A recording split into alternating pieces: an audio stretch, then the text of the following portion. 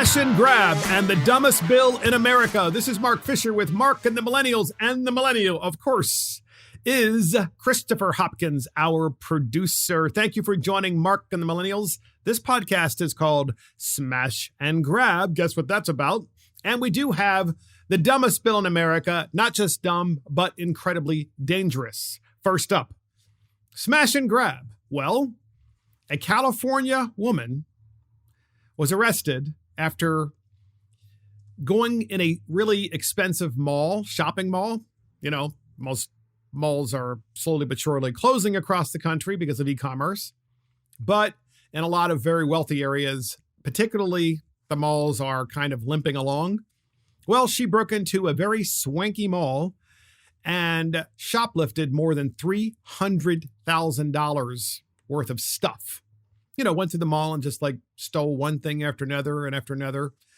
And so this podcast listeners, is titled Smash and Grab because this is becoming an incredibly serious problem. We've spoken briefly about this before in other podcasts. The difference is, podcast listeners, it's accelerating. It's getting worse. And so a California woman was arrested. And on suspicion, I love that, suspicion of stealing over $300,000 worth of retail merchandise from multiple high-end stores, authorities said Wednesday. Yes, well, we have to give her due process, even though her house is full of, 500 Gucci bags.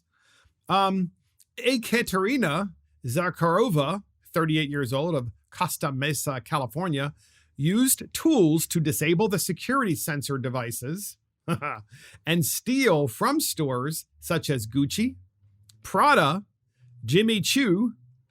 The California Highway Patrol Border Division's Organized Retail Crime Task Force said in a news release obtained by the Orange County Register. So, the California Highway Patrol Border Division's Organized Crime Retail Task Force, that's quite a name, I know, but they said that she stole $300K worth of stuff from stores such as Gucci, Prada, and Jimmy Choo. What's Jimmy Choo? Do you know what that is? Yeah, I'm sure my daughters know. Zarkova was arrested on the November 23rd after investigators followed her into the Nordstrom rack at the Metro Point at South Coast Shopping Mall and witnessed her walk out with $3,500 in stolen items, according to authorities. I mean, why do you think stores would close? I mean, they're having a difficult time as it is because of e-commerce, right? E-commerce is literally putting them out of business one by one.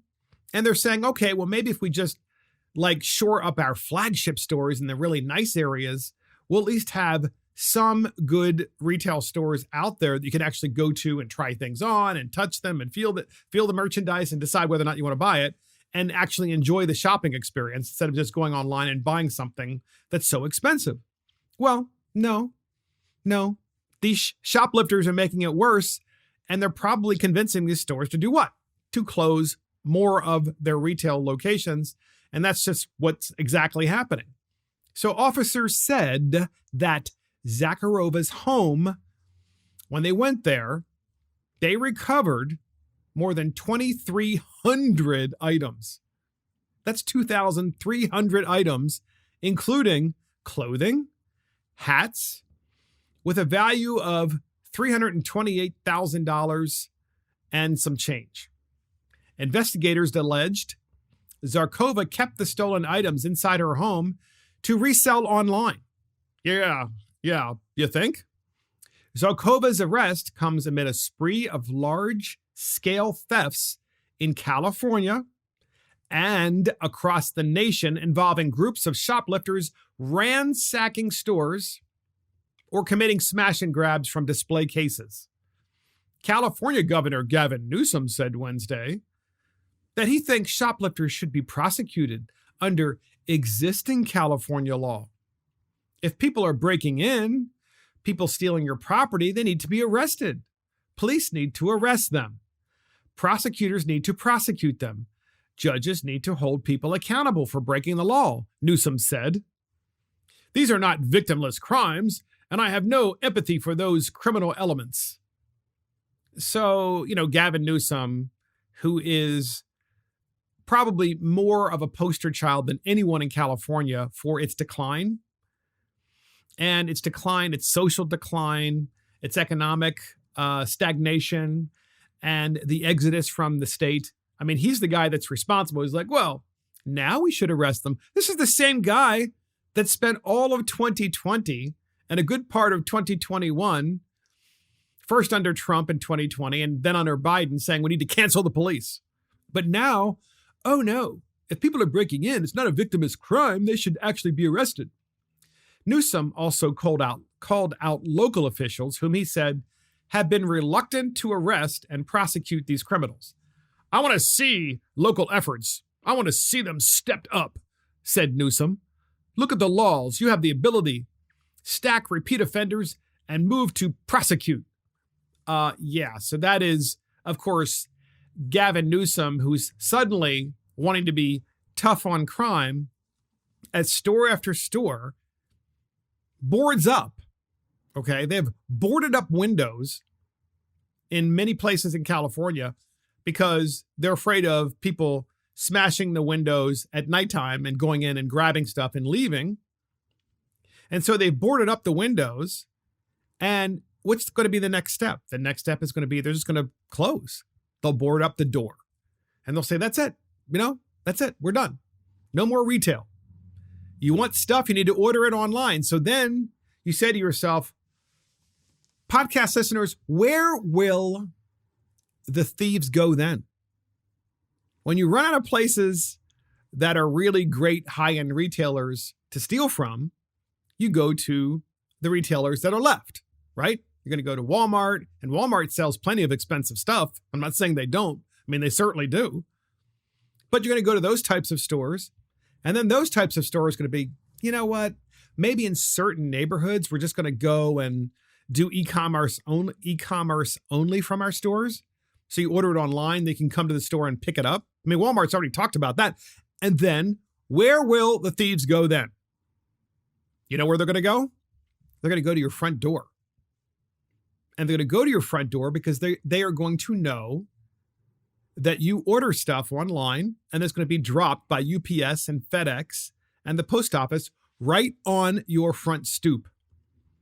And so now, as a result of just waiting and doing nothing and letting these people out of jail and not prosecuting them, and more importantly, or equally importantly, not asking them to pay restitution, right? So what's the skin in the game that they have?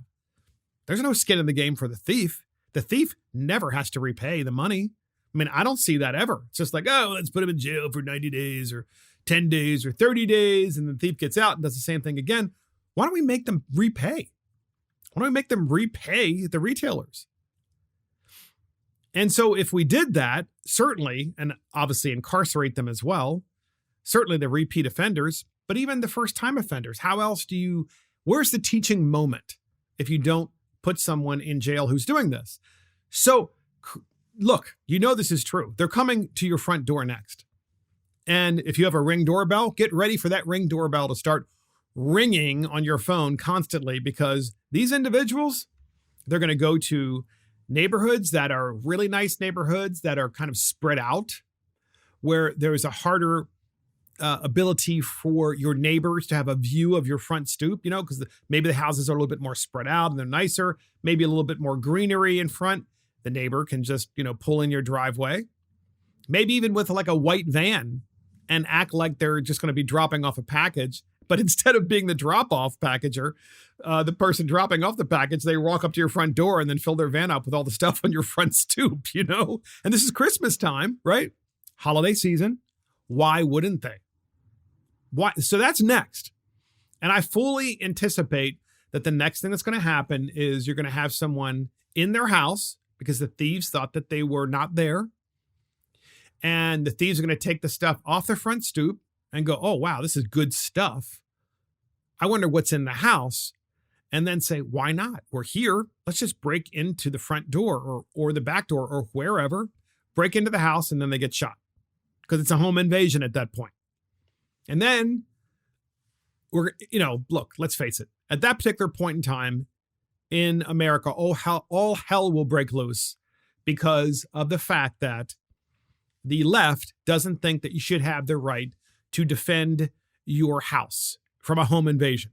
Because how would you know the difference from a person who just broke into your house, who means you harm, and a person who broke into your house who just wants to steal stuff? You're not going to know the difference. You really aren't. All you know is that they're in their house, in your house, and all that you know is that you want to protect your house. So there's also a problem in New York City. In New York City, this is in Fox News, was hit with a bevy of violent crime ahead of holiday season, and that includes wooden daggers and a sword. Can't make this up. Okay, this just came out, this article. Crime has continued to impact the streets of New York City as the holiday season kicks into full swing. The NYPD provided Fox News with citywide crime statistics from Friday through Sunday. There were 17 shooting incidents and 21 shooting victims during this period, an increase from 14 shooting incidents and 16 shooting victims reported last year. There were also 5 homicides reported over the weekend compared to 0 reported during the same period in 2020, according to police statistics.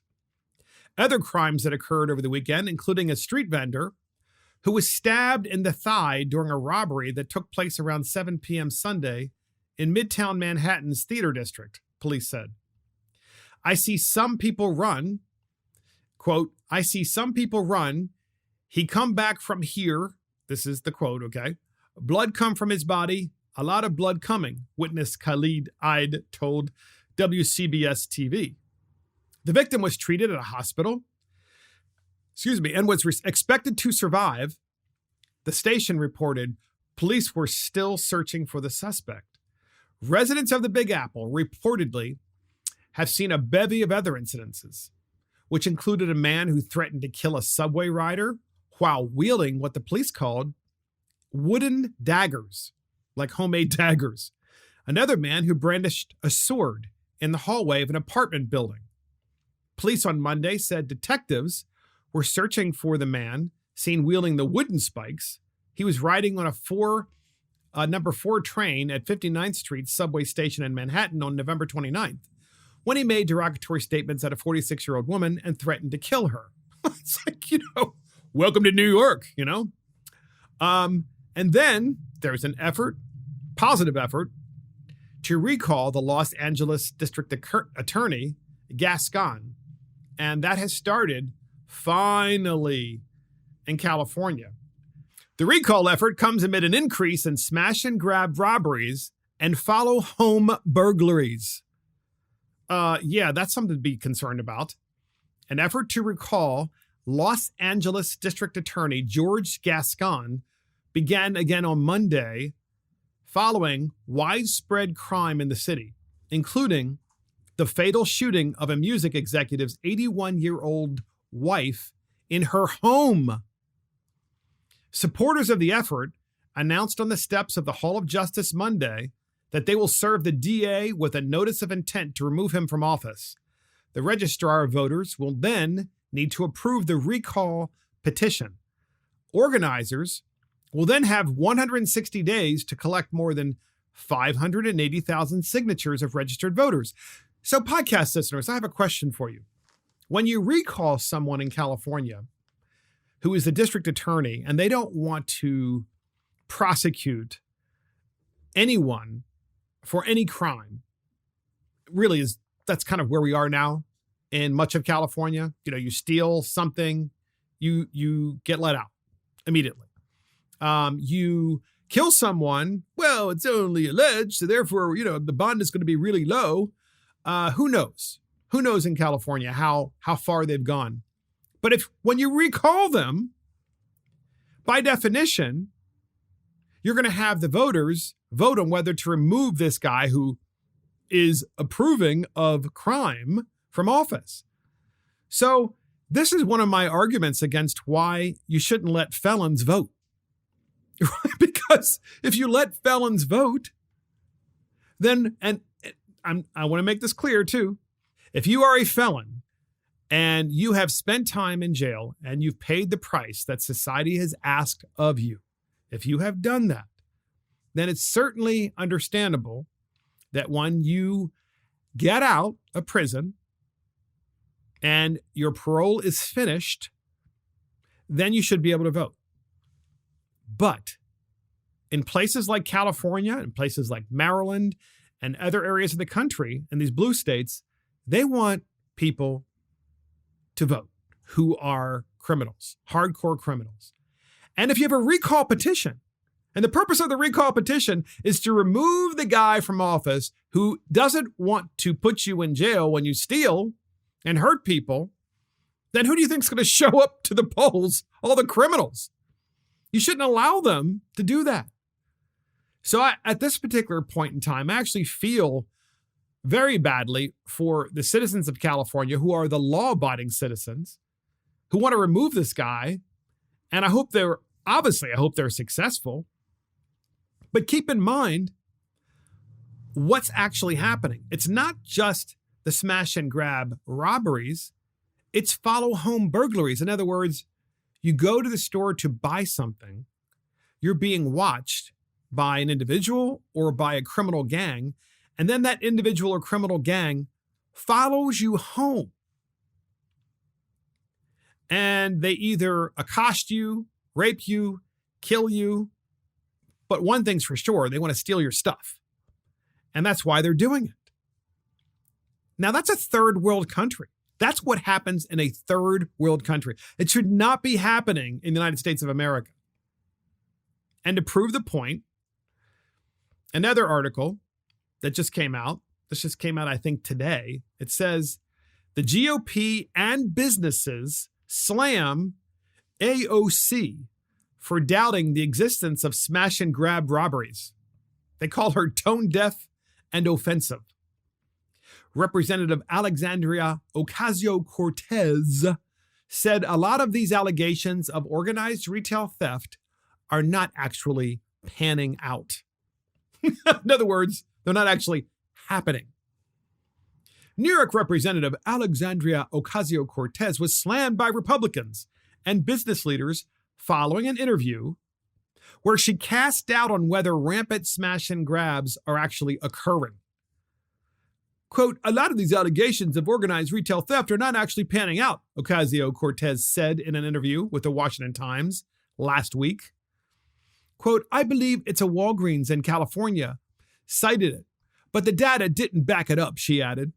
Meanwhile, of course, I think it's Walgreens that's closing a bunch of their stores in the greater San Francisco area because of the fact that people are going in and they're stealing all kinds of items in Walgreens. By the way, if you've ever been to a Walgreens or a CVS, you will know that there's nothing cheap in there, right? I mean, you can get a small bag of stuff and it could easily be $100 or $200. I mean, easily. But if you're going to steal medicine, it could be thousands and thousands very quickly.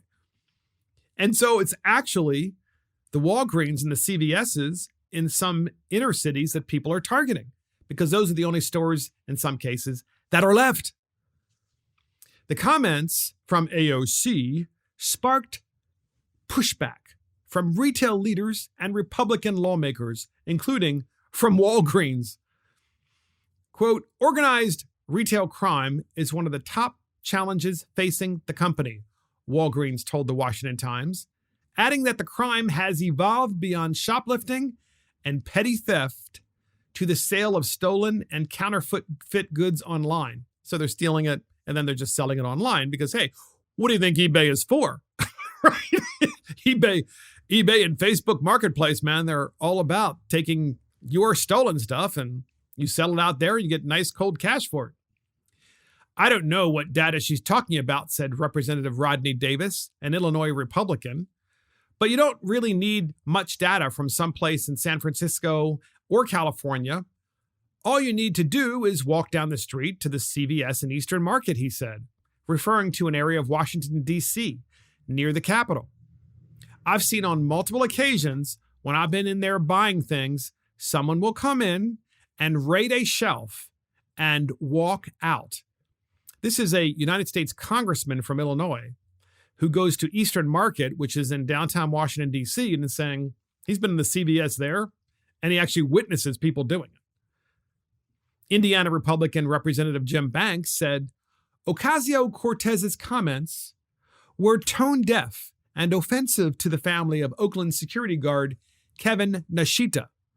The former San Jose police officer was shot and killed in November while defending a news crew reporting on a smash-and-grab crime. I have to read that again. Indiana Republican Representative Jim Banks said Ocasio-Cortez's comments were tone-deaf and offensive to the family of Oakland security guard Kevin Nashita.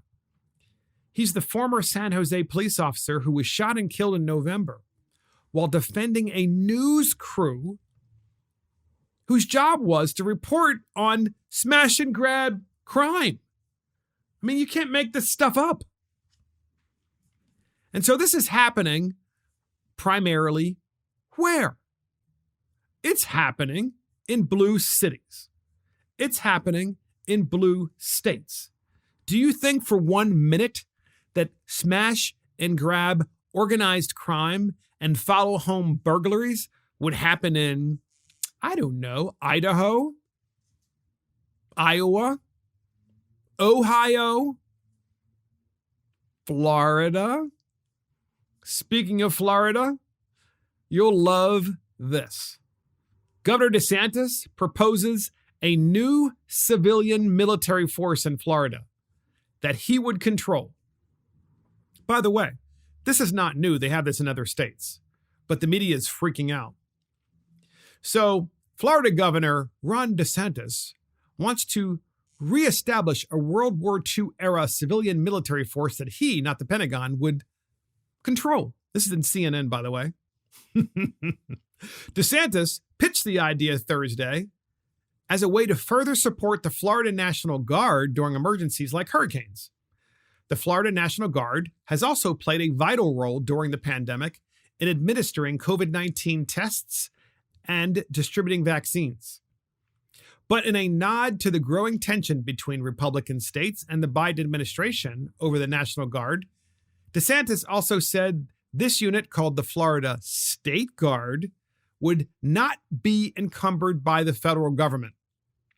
He said this force would give him the flexibility and the ability needed to respond to events in our state in the most effective way possible. DeSantis is proposing bringing it back with a volunteer force initially of 200 civilians, not very big. And he is seeking a $3.5 million from the state legislature in startup costs to train and equip them. And so this is kind of like a militia, basically.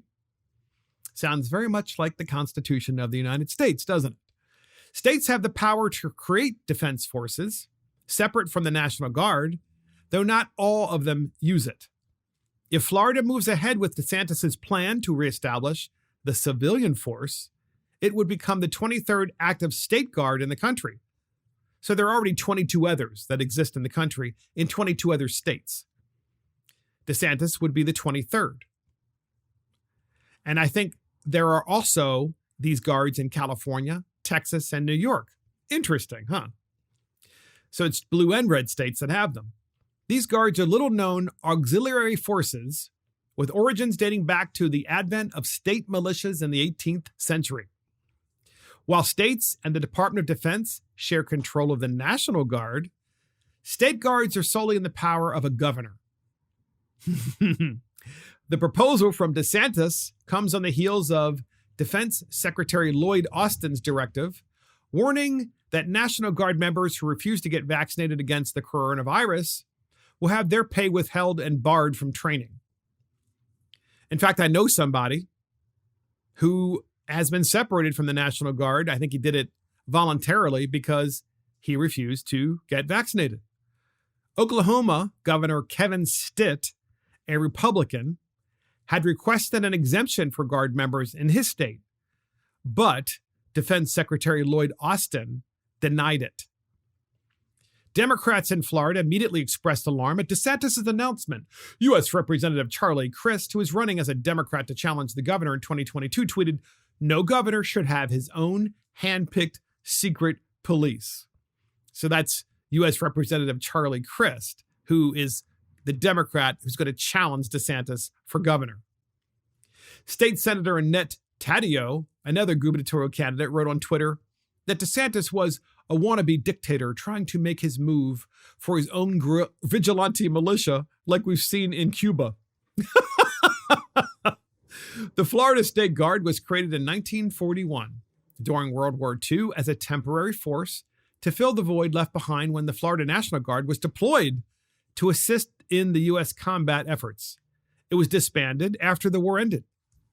But the authority for a governor to establish a state defense force remained. Reestablishing the Florida State Guard will allow civilians from all over the state to be trained in the best emergency response techniques and have the ability to mobilize very, very quickly, DeSantis said during a visit to Pensacola on Thursday. State guards are typically deployed to respond during a disaster, though governors have found other reasons to call them into action. In 2015, for example, Republican Governor Greg Abbott used the Texas State Guard instead of the National Guard to monitor federal military exercises in his state. It's pretty cool. Responding to what was at the time a fast-growing conspiracy theory that the federal government was using Walmart parking lots to prepare for a future state of martial law. Abbott said the guards were just collecting information to keep Texans safe during the multi-week exercises. Florida law authorizes the governor to maintain a defense force as necessary to assist the civilian authorities in maintaining law and order, meaning DeSantis would have another force to respond to unrest that may erupt in the future. Well, guess what? That's a good thing. I mean, let's face it. There are two reasons for a state to have a militia that's recognized by the state. First is to protect the citizens of the state from a lack of law and order, right? If you have mass rioting, guess what? You call in your state militia. Because we saw already, podcast listeners, in 2020, and we've seen in 2021, the massive riots that have taken place across the country. And who stood down? Federal authorities and the police, because the police were asked to stand down, not because they wanted to, but they were asked to stand down. But here is an opportunity for the governor of Florida to have this force to keep law and order in Florida. And there's a second reason. And that second reason is to be a countervailing force to the overbearing federal government. And the fact that the federal government is literally out of control. And what is the next step when a federal government comes to you and says, oh, well, guess what? We want everybody to have a vaccine, and we want everybody to have boosters from now on forever, no matter if you have immunity or not. And we also are going to add other vaccines to the COVID vaccine, new vaccines that we've discovered that we're going to force you to get, or whatever. This used to be conspiracy theory stuff, podcast listeners. It is possibly a reality. In fact, wait till we tell you about our dumbest bill in America, because it deals with the beginnings of all of this. So Governor DeSantis is doing nothing more than what? He's doing nothing more than being a countervailing force and protecting his citizens from future tyranny that could occur should some president, present or future, just get out of control and say, you know what? We're just going to have martial law, and you're going to do what we tell you to do. You're going to obey. We control your health care. You can't have any other treatments if you aren't vaccinated. You can't travel if you're not vaccinated. You can't work if you're not vaccinated. And I think that this sends a big message. Look, it's only 200 people in this militia in Florida that has been created by DeSantis. And I think we should really call it a militia, because that's really what it is. It is a constitutional militia whose purpose it is to let government know, in this particular case, the federal government know, that you better not mess with Florida and you better not mess with Floridians. And we need this in more than, I think it's the 23 states that now have it. We need this in all 50 states. And if I'm correct, you can create your own force, states. In fact, I know I'm correct about that, but I think you can probably create your own force if you're not actually, sanctioned by the state too. I mean, you can't call yourself independent from the state and create your own state within the state. You can't do that, let's face it. But what you could do is say, look, I have the right to protect my family, and me and a lot of other individuals like me want to protect our community. And so we're going to meet on a regular basis to talk about just how we're going to do that in case if there's civil unrest. And can you imagine, like, in your lifetime ever even having to have this conversation? Because I can't. Okay. I'm not this guy behind their microphone saying, oh my gosh, I can't wait till we get all these militias and all these private militias and state-run militias. But now I actually think, you know what? It's the right time in American history. It's needed. It's needed. The federal government is way too powerful. And folks, there's no one more powerful than Dr. Fauci. I mean, it's just ridiculous. Ridiculous. I've never seen anything like this before in my life. But we're going to talk about that when we have Dr. Jim Small on again. So back to the podcast. Trump-backed former GOP Senator Perdue launches a gubernatorial bid. You'll love that. And you're going to love where all this is leading, podcast listeners. Because it's not just Donald Trump trying to be kingmaker and trying to endorse people in different states who are running for every office imaginable, whether it's governor, United States Senator, congressman, you name the position. Okay. Trump is trying to map out his comeback. And this is what he's doing. And there are these articles of a number of people that he has recently endorsed. And one of them is former Senator Perdue. As you recall, the former Senator Perdue of Georgia lost his bid for re-election. And that was in the runoff where not just one, but two Republicans lost their races in the state of Georgia in the runoff election. And miraculously, we got two Democrats. Very skeptical of that, of course. And it's no secret that Donald Trump doesn't like the governor of Georgia, Governor Kemp. So Trump is endorsing David Perdue.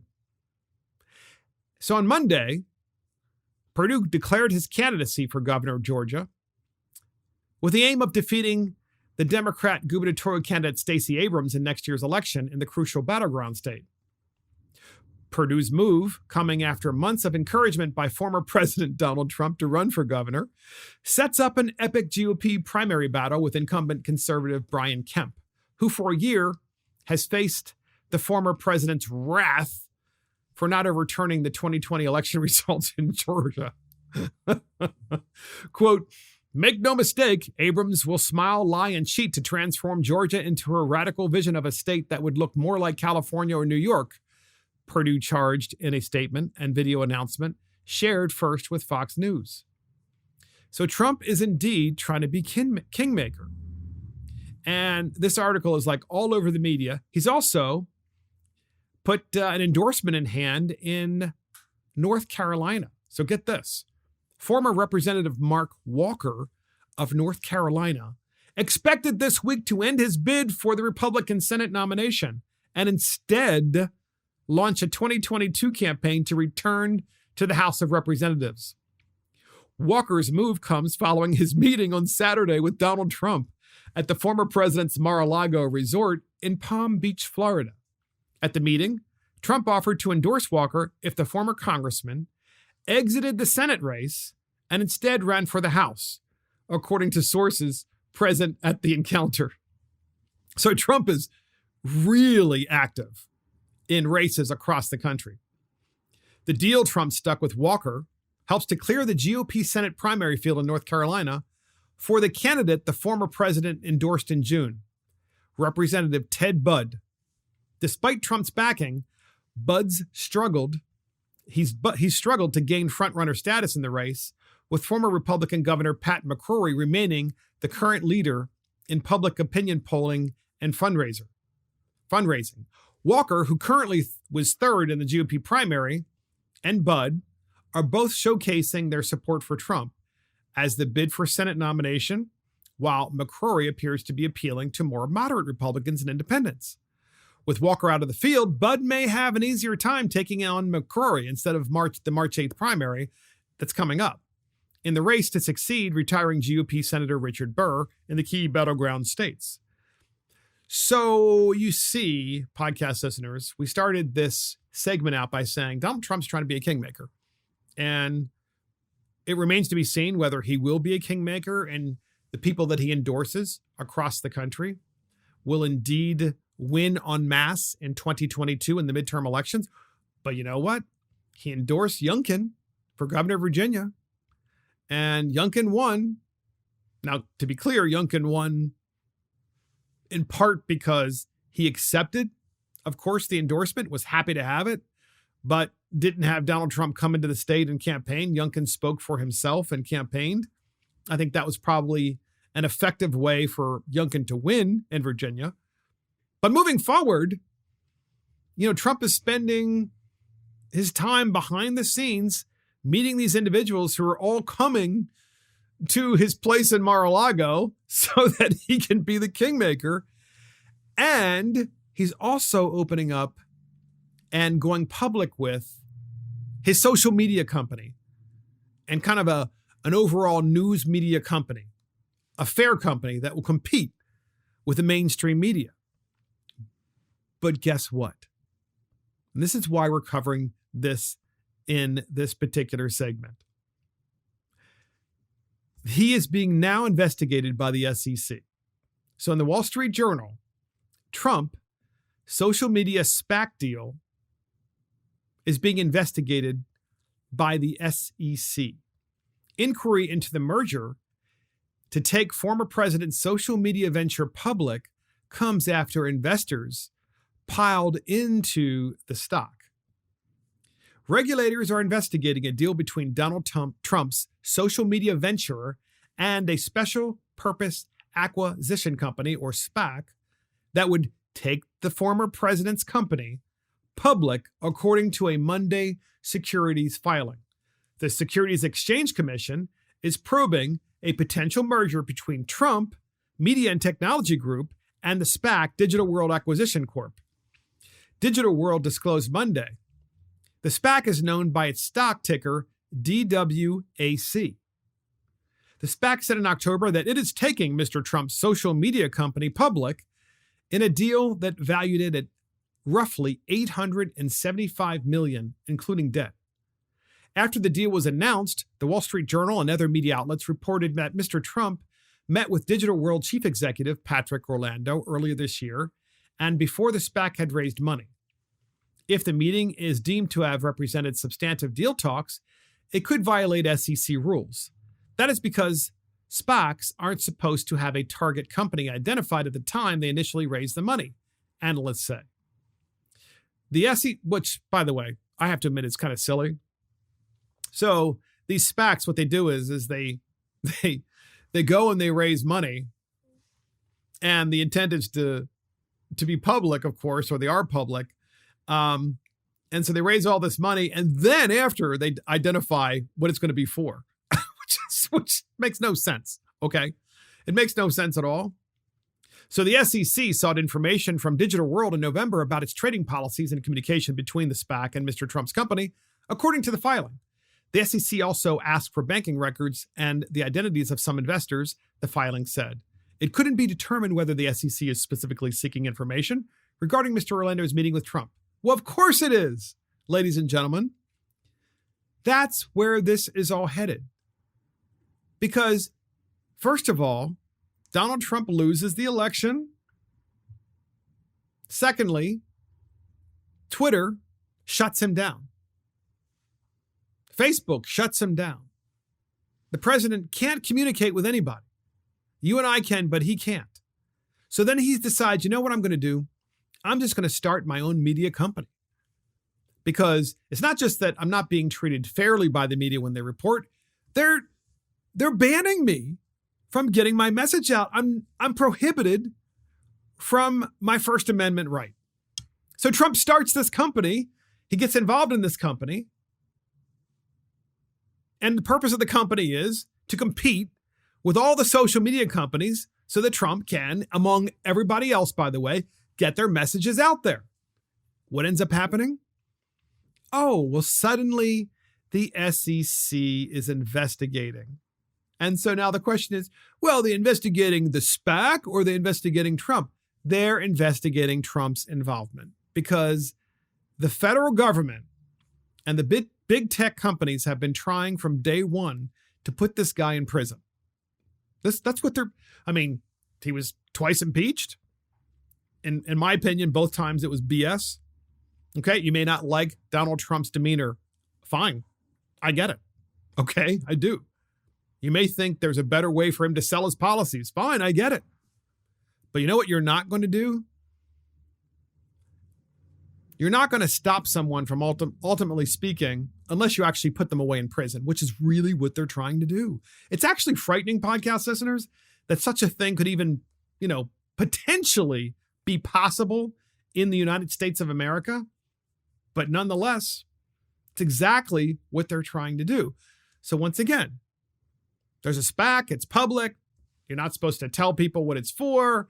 And then now Trump's company, the social media company, is supposed to go public. And no sooner did that come out than the SEC is investigating Donald Trump because they don't, and big tech are in bed together with the Democrat machine at the federal government. And they don't want you and I, and they most definitely don't want Donald Trump, to have the right to have free speech. And podcast listeners, even if you are not a Donald Trump supporter, okay, even if, you have to understand something. This is concerning. You should have been worried when he was banned from tweeting at the beginning of the year, and you should have been worried when he was banned from being on Facebook at the beginning of the year. And now, with all these suits that have been against him, and now you have the federal government still coming after him through the SEC, they want to put this man in prison. That's what they want to do. And what's amazing to me is all the people in the FBI who are still walking free, like James Comey and others who engaged in this cover-up of Russia collusion. But no, let's continue to go after the people that are actually fighting for us so that we can have more options in big tech and have actual free speech instead of having that little cloak go in front of your post on Facebook where it says, oh, if you want more information, you need to contact, you need to click here for more information because we at Facebook, only we have the correct information. You can't put information out there. And we see that all the time in Mark and the Millennials. In fact, if you look at the Mark and the Millennials social media page, certainly on Facebook, they're putting it up constantly with us. And sometimes most of the time it's just jokes. And they even put memes up for the jokes. They're just memes. So next up, podcast listeners, we have the dumbest bill in America. And do we have a lead up, Mr. Producer? Here it is.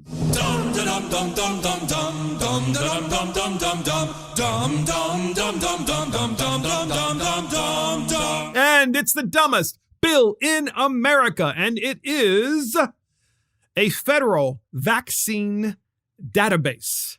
Yep, you heard that correctly.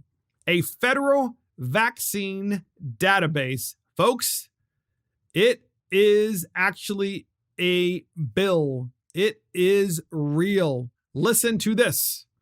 In Breitbart, and we had the bill up too, so we're going to read parts of that as well. In Breitbart, exclusive, a tool to enforce Orwellian rules. 80 House Republicans helped pass a bill to fund a federal vaccination database. 80 House Republicans voted with Democrats on Tuesday to pass the Immunization Infrastructure Modernization Act, which, if passed by the Senate and signed into law, would fund a federal vaccination database. According to the bill, H.R. 550, the government would provide $400 million in taxpayer money to fund immunization system data modernization and expansion. Words directly pulled from the bill. A system otherwise defined as a, quote, confidential population-based computerized database that records immunizations, the doses administered by any healthcare provider to persons within any geographic area covered by that database. The text specifically outlines an expansion of Centers for Disease Control and Prevention and public health department capabilities and the ability for the state and local health departments, as well as public and private healthcare providers, to share health data with the federal government. In a statement, the bill's main sponsor, Democrat Representative Ann Custer from New Hampshire, said the system would be used to remind patients when they are due for a recommended vaccine and identify areas with low vaccination rates to ensure equitable distribution of vaccines. Notably, the bill has 4 Republican co-sponsors: Representative Larry Buckson, Republican of Indiana; James Baird, Republican of Indiana; David McKinley, Republican of West Virginia; and Brian Fitzpatrick, Republican of Pennsylvania. Not one Democrat voted in opposition to the bill, but 80 Republicans voted for the bill. Representative Mary Miller, Republican of Illinois, who was one of the 130 Republicans to vote no, told Breitbart News exclusively on Wednesday that the legislation would enable the federal government to track unvaccinated Americans who will be targeted and be forced to comply with Biden's crazy global vaccination vision. Quote, "These systems are designed to allow for the sharing of crucial information and maintenance of records. Do we really trust the government to protect our medical records?" Miller said. The bill's author even bragged in her press release that these systems will help the government remind patients when they are due for a recommended vaccine and identify areas with low vaccination rates to ensure equitable distribution of vaccines. This was clearly a legislative tool to enforce vaccine mandates and force their Orwellian rules onto those who do not comply. Representative Brian Donalds, Republican of Florida, voted no on the bill, citing Democrats' habitual pattern of reckless and wasteful spending in an exclusive statement to Breitbart News. The congressman said the legislation only serves to expand the power of the federal government and trample individual rights. Well, podcast listeners, it's more than that. They're not just using this $400 million to expand the CDC and the NIH and give them more power. It's also for your state health departments and your local health departments. And its purpose is to provide and have a comprehensive vaccine database. For what purpose? Well, because they want to be able to notify you when you need your next vaccine. And if that isn't bad enough, we're going to read a Forbes article in a minute, which proves the point. But first up, I was watching Sunday Morning Futures with Maria Bartiromo. She had Dr. Scott Atlas on, and this goes right to the vaccine database. And she's talking to Dr. Scott Atlas about, well, what's the deal with Pfizer petitioning to have all of the data sealed and hidden away concerning this Pfizer vaccine?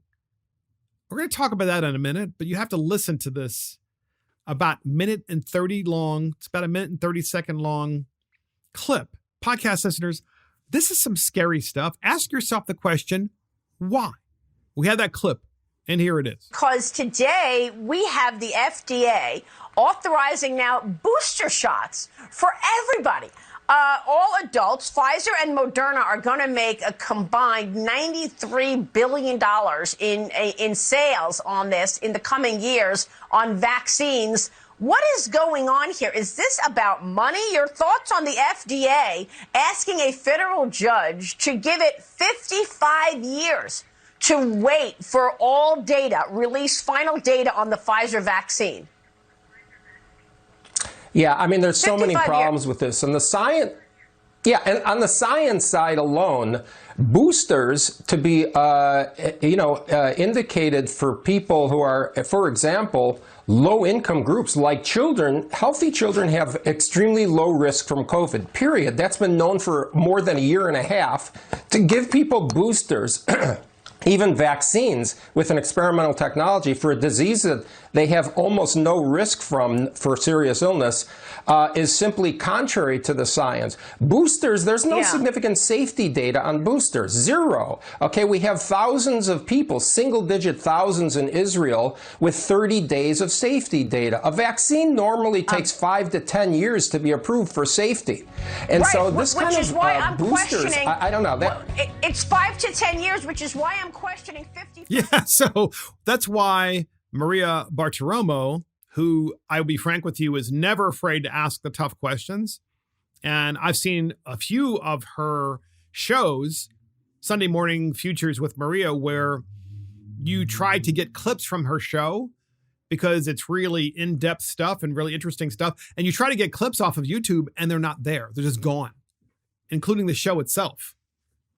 And this has been going on for a while. This we were able to find, and who knows how long it'll be up there. So it's Pfizer. Is it Pfizer that's asking or the FDA that's asking? Certainly Pfizer is asking the FDA, but I'm not sure if the FDA is going to say it's okay. Hopefully not. But Pfizer is asking the FDA for 55 years to wait for all the data to come in over a period of 55 years before they actually make their decision as to, whether this is a safe vaccine. I mean, are they out of their minds? I mean, this is the craziest stuff I've ever heard. It's frightening. And Maria Bartiromo is like the only person that's asking for it. And this is related, podcast listeners, because we're talking about the dumbest bill in America, which is basically setting us up for vaccine passports. It's not a vaccine passport bill, but it's a vaccine passport database that tracks who has the vaccine, where they live, what geographical areas have high vaccination rates and which geographical areas do not, and is going to notify you when you're ready to have your next vaccine. The health department is. And so in the Forbes magazine, proves my point, in Forbes magazine, digital vaccine passes will soon be in more than 30 states, says 30. Here's how that will make travel a lot easier. This is Forbes magazine. If COVID-19 has taught travelers anything over the past 2 years, it is that this pandemic is not going away anytime soon.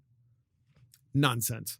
Another reality, travelers are being asked more often to show proof of vaccination at different points along a trip, whether that is to board an international flight, dine at a particular restaurant, visit a certain museum, or attend a concert or play. This trend cannot be dismissed as merely a coastal phenomenon. Bindle, a health verification app that helps venues verify attendees' vaccine status, has hundreds of clients spanning more than 30 states, from blue strongholds like California and New York to red leaners like Texas, Florida, Arkansas, Missouri, and Georgia. In the past 4 months, Bindle has seen a 10x increase in inbound requests for our technology, says the company's CEO, Gus Warren.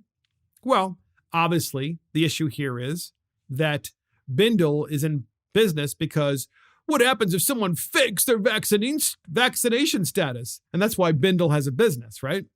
They have a business because there is this thought process that with the current vaccination proof, which is primarily a piece of paper, that it could be faked, right, in order to get into a bar or a restaurant or whatever. Can you believe I'm even talking about this? Can you believe that's even like a conversation? Oh, you can't come in, sir, because you don't have your papers. It's crazy. And this bill, H.R. 550, is called the Immunization Infrastructure Modernization Act of 2021. And its whole purpose, as I said, is to set up this national database to track you as to whether you have the vaccination and whether you're going to continue to get boosters. So they're not done yet, folks. We're not talking about the government saying, we're done with you because you're vaccinated. Oh, no. We're not done with you forever because we're going to still make you get this vaccination again and again and again via a booster, and who knows what else they're going to add to that database, because once they have a database, they've got compliance. They've got compliance on all future diktats that come from Fauci, the CDC, the NIH, health departments, or from a very dictatorial president of the United States, like Joe Biden and the Democrats. And this is very scary stuff, podcast nerds. We have to fight back from this government collection of data. It's been something that I've been fighting back against for a long time. But this is a federally funded and enforced database at a time when we're fighting against mandates. So isn't that mutually exclusive? We're not supposed to have mandates. That's what the courts are telling us. But we're going to have a vaccine mandated database to make sure that you get your vaccination and to track you, including tracking you, I'm sure, eventually, like when you move. You know that's coming. And that's the dumbest bill in America. And that's it for Mark and the Millennials. Thank you for joining Mark and the Millennials. This is Mark Fisher.